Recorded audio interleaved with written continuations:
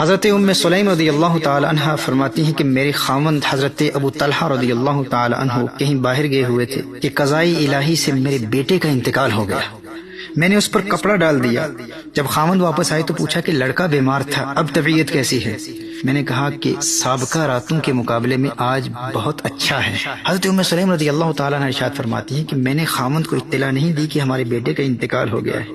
میں نے کھانے کا اہتمام کیا، خاوند کو کھانا کھلایا، اور اس رات میں نے دوسری راتوں کے مقابلے میں زیادہ بناؤ سنگار کیا، حتیٰ کہ میرے شوہر نے مجھ سے ہم بستری بھی کی۔ اور پھر میں نے کہا کہ فلاں پڑوسی کو میں نے عاریتاً ایک چیز دی تھی، اب جب میں نے اس سے واپس مانگی تو اس نے شور مچایا۔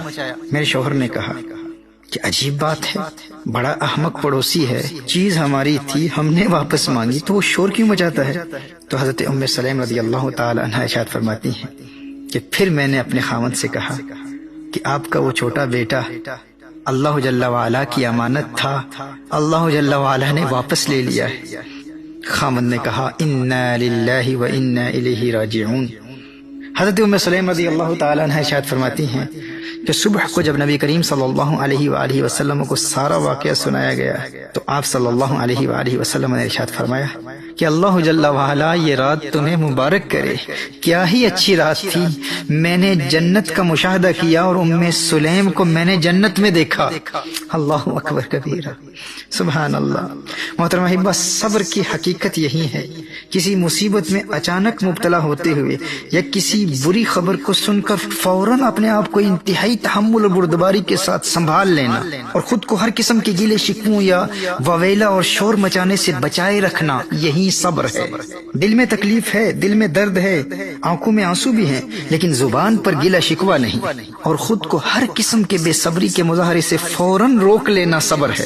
بخاری اور مسلم کی متفق علیہ حدیث ہے، میرے آقا صلی اللہ تعالی علیہ وآلہ وسلم نے ارشاد فرمایا انما الصبر عند الصدمة الاولى، صبر تو وہ ہے جو مصیبت کی پہلی ٹھوکر لگنے پر کیا جاتا ہے۔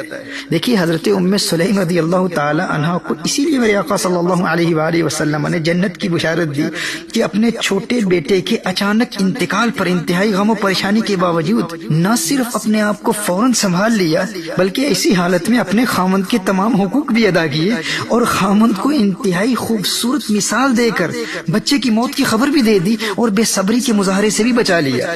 محترم احبہ، بالخصوص ایک عورت کے لیے یہ بڑا ہی مشکل مرحلہ ہوتا ہے۔ دیکھیے ایک مرتبہ حضرت فتح موصلی رحمہ اللہ کی زوجہ گر پڑی اور ان کا ناخن اکھڑ گیا۔ اب ان کا رد عمل کیا تھا، ان کا ری ایکشن کیا تھا؟ شدید تکلیف کے باوجود آپ ہنس رہی ہیں، مسکرا رہی ہیں، لوگ دیکھ رہے ہیں کہ آپ ہنس رہی ہیں۔ اب دیکھیے ناخن اکھڑ گیا ہے، درد کی شدت کے باوجود، تکلیف کی شدت کے باوجود آپ مسکرا رہی ہیں، ہنس رہی ہیں۔ لوگوں نے پوچھا کہ آپ ہنس کیوں رہی ہیں، آپ کو درد نہیں ہوتا؟ آپ نے ارشاد فرمایا اس درد کی وجہ سے جو ثواب ملا ہے نا، اس کی خوشی ہی اتنی ہے کہ درد کا احساس ہی نہیں ہوا۔ دوستو، جسے درد کے ثواب کا علم حاصل ہو جائے نا، اسے پھر خوشی اتنی ملتی ہے کہ اسے درد کا احساس ہی نہیں رہتا۔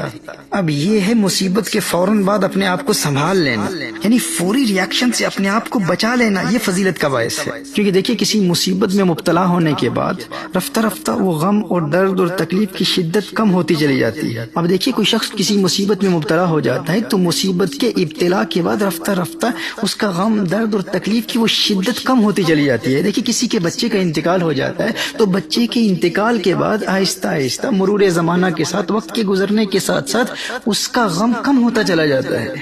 حضرت امام ابو طالب مکی علیہ رحمہ قوت القلوب میں ارشاد فرماتے ہیں کہ مصیبت کے علاوہ ہر چیز آغاز سے چھوٹی ہوتی ہے، لیکن مصیبت آغاز سے بڑی ہو کر آتی ہے، پھر چھوٹی ہوتی چلی جاتی ہے۔ اسی لیے مصیبت کے چھوٹے ہونے سے قبل جو ہی صدمہ پہنچا تو گلے شکوے کے بغیر انسان نے اگر فوراً صبر کر لیا تو وہ حقیقی صابر ہے، ورنہ بعد میں تو انسان صبر کر ہی لیتا ہے۔ اب بات سمجھ رہے ہیں نا کہ یعنی مصیبت وہ چیز ہے جو شروع میں بڑی ہوتی ہے، تو اسی کو حضور اکرم صلی اللہ علیہ وآلہ وسلم نے ارشاد فرمایا الصبر عند صدمۃ الاولی، کہ صبر تو حقیقی وہی ہے جو مصیبت کی پہلی ٹھوکر لگنے پر کیا جاتا ہے، حقیقی صبر وہی ہے۔